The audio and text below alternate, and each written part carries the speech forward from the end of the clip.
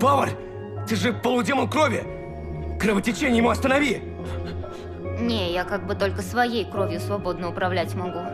Чужой управлять в разы сложнее. Я ни в чем не виновата!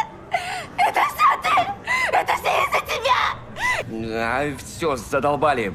Пойду прыгать ему в рот. Только учтите, что я без боя не дамся. И если вдруг мне удастся надрать ему задницу, поцелуй. Ты про уговор наш не забыла?